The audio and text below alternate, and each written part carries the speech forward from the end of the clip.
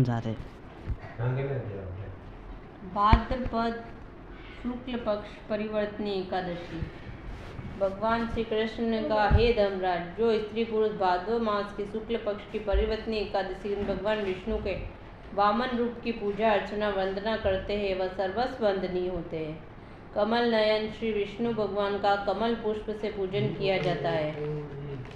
भाद्र शुक्ल एकादशी व्रत पूजन और रात्रि जागरण विधि पूर्वक संपन्न करने वाले त्रिदेव अर्थात ब्रह्मा विष्णु महेश तीनों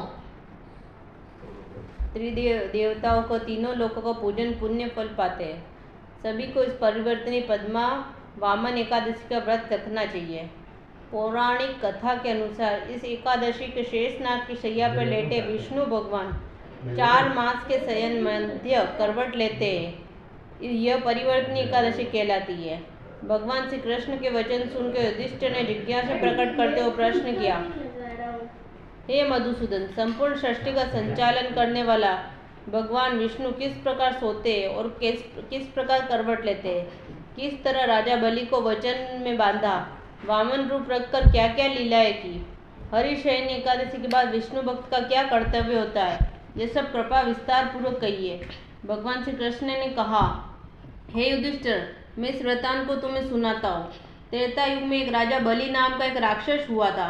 वह परम ज्ञानी वेद सूक्तों से भगवान विष्णु का नित्य पूजन अर्चन करता था, नित्य यज्ञ करता था, परंतु वह भगवान विष्णु की निर्धारित व्यवस्था का विरोध भी करता था।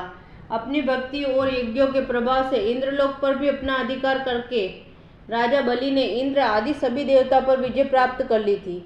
एक दिन सभी देवता एकत्रित होकर सोच विचार कर भगवान विष्णु के पास गए।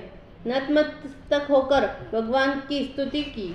भगवान विष्णु के बलि के अत्याचारों और उनके कष्टों को बताकर उसकी मुक्ति दिलाने की प्रार्थना की।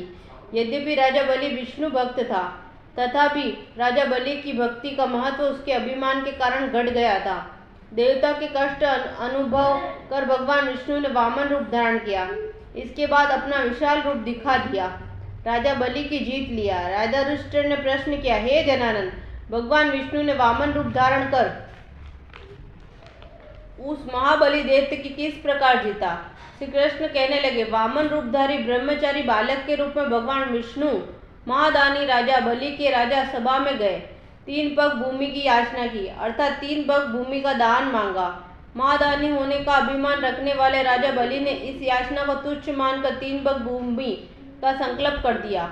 अपने त्रिविक्रम रूप को बढ़ाकर विष्णु ने भूलोक में पद, भवलोक में जंगा, स्वर्गलोक में कमर और महलोक में उदर, जनलोक में हृदय, यमलोक में कंठ, सत्यलोक में मुख, मस्तक से ऊपर था।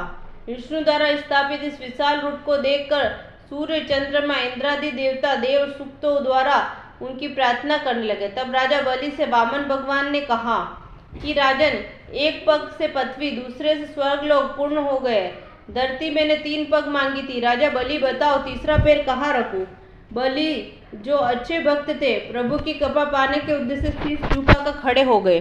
प्रभु, अपना तीसरा पैर यहाँ रखिए। यह सुनकर भगवान बलि ने मस्तक पर पैर रखवा दिया। भक्त बलि पाताल को चला गया। फिर भक्त बलि की विनती और नम्रता को देखकर भगवान विष्णु ने वरदान देकर कहा कि बलि, मैं सदैव तुम्हारे निकट ही पाताल लोक में ही रहूंगा। बलि के कहने पर भाद्र शुक्ल परिवर्तनी एकादशी के दिन बलि के आश्रम में विष्णु का एक स्वरूप स्थापित हुआ।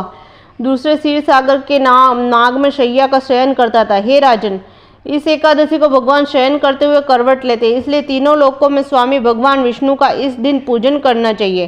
तांबा, चांदी, चावल, दही का दान करें। दान करने का अभिमान हो जाने पर भगवान विष्णु से क्षमा मांगनी चाहिए। जो विधि पूर्वक इस एकादशी का व्रत करते हैं वे पापों से मुक्त होकर यश पाते हैं। इस दिन ककड़ी का संहार लेना चाहिए। खीर, केला, सेव आदि दूध दही ले सकते हैं। तो दोस्तों, आपको अगर ये कथा पसंद आई है तो लाइक और सब्सक्राइब जरूर कीजिए।